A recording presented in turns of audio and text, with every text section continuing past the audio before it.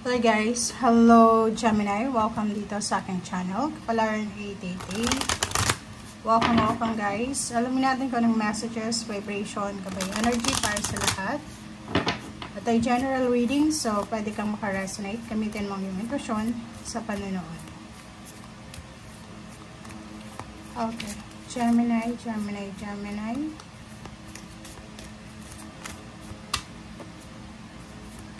Tingnan natin kung ano yung message na para sa'yo. Saan siya nag-isang dulas ng barang ito. Okay. First card natin is Father Healing.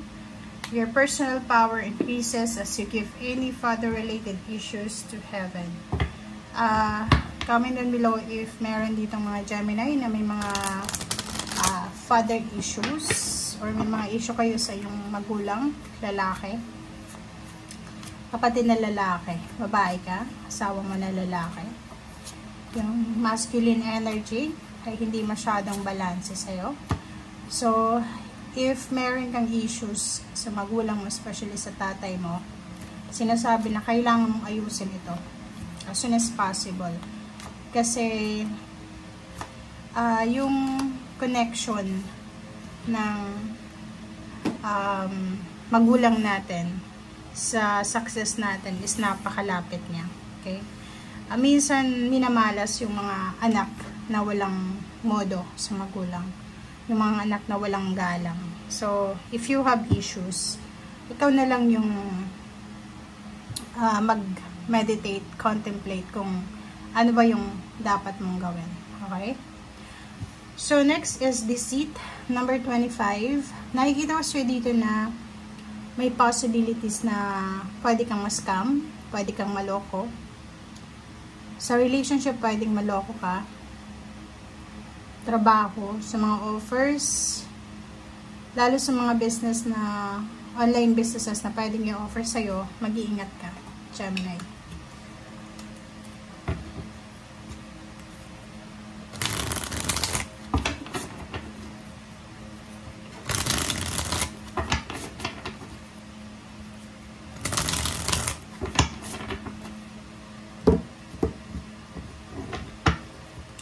Okay.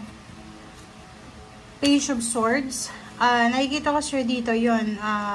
Since marami ditong balita na parating sa'yo, it's either information, communication, offers, or anything, mag-iingat ka.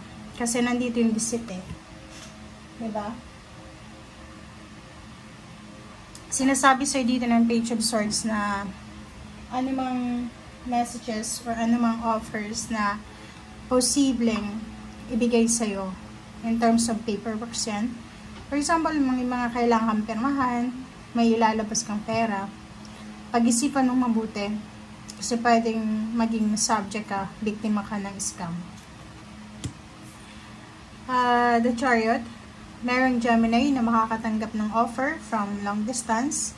It's either relationship siya, relationship offer, job offer, relocation, travel, or anything. For Pentacles, nakikita ko sa'yo dito, pwede may mga Gemini na gustong tumira sa ibang bansa, mag-migrate, gustong tumira sa probinsya, or magpatayo ng bahay, or siguro mag-invest, or magnegosyo. Dito sinasabi na kailangan mong pag-ipunan mo na ito. Okay? Pag-ipunan mo na nito. Four of Cups is 44. Nakikita ko sa'yo dito na posibleng nag-aantay ka ng offer or ng sagot, answers, resolution, or kung may mga umutang sa'yo, pwedeng naghihintay ka, nabayaran ka. Or if nasa intimate relationship ka long distance, posibleng meron kayong mga pinagdadaanan na mga temptations, both mga magkarelasyon ito. Lalaki o babae, or kung anong gender meron ka. Okay. Next is Queen of Wands. Ay, ito ko dito, merong Gemini na pwedeng may asawa, may live-in partner, may karelasyon, girlfriend, boyfriend. And siguro naghahangad siya ng freedom. Parang makalaya siya sa kasal, sa relationship, gusto makipaghiwalay. if may kontrata siyang pinirmahan sa negosyo or trabaho, parang gusto niyang, kumbaga, alisin ang sarili niya sa connection or sa kontratang ito.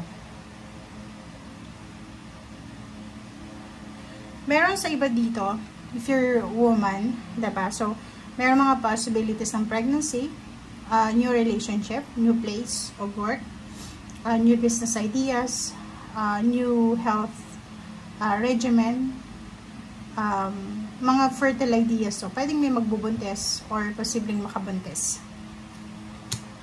7 of Wands, and then Wheel of Fortune. So, nakikita ko sa'yo dito, may isang Gemini dito na sobra-sobra yung kagustuhan niya na mabago yung takbo ng buhay niya. Yun yung sabi ko sa'yo dito sa mga nakarang barahan na may iba sa'yo na sawang-sawa na sila sa emotional relationship nila, sa financial relationship nila, or sa kung ano pa man, na parang gusto nila nilang makalaya, gusto nilang makaalis, gusto na nilang magsimula ng pagbabago. So, yung Wheel of Fortune is nandito, so in a positive position siya. Sinasabi sa'yo na bibigyan ka ng pagkakataon ng ating universe na mabago talaga. It's a chance, it's either second chance, last chance, third chance, ito, para sa'yo. And dito sa Wheel of Fortune na to is 10, sinasabi na bibigyan ka ng pagkakataon ng universe na kumbaga makapagsimula, may correct yung mga mistakes, or kung wala namang dapat i-correct, pwedeng new beginning siya, fresh start para sa'yo in terms of relationship, money, or career. Queen of Pentacles, nakikita ko sa'yo dito, yung eagerness mo dito sa 7 of Wands, diba, yung kagustuhan, yung motivated na motivated ka, driven, determinado ka talaga na mabago yung takbo ng buhay mo, mapapinancial or emotional. Nakikita ko na magbubunga yan ng positibo, positive outcome. So, iwasan lang natin kasi minsan sa sobrang kagustuhan natin na maging maunlad ang buhay natin, pwede tayong pumasok sa mga easy money tactics na yan, mga business na mabilis kumita. Ang problema lang, nandito yung deceit, nandito din yung 7 of Wands, so it's 7-7. Sinasabi na 7 of Wands, proteksyonan mo ang sarili mo, ang pera mo, ang possession mo, ang relationship mo, laban sa mga manloloko, laban sa mga taong manggagancho, mang-scam, or kung sino man to na halang ang kaluluwa niya. Okay? Queen of Pentacles, it's financial wealth, financial gain. So, ito yung mahahawakan mo talaga. So, nakikita ko sa'yo dito, unang-una, ang kailangan mong gawin is mag-ipon ka ng pera, magtipid. Okay? Magtipid, Gemini.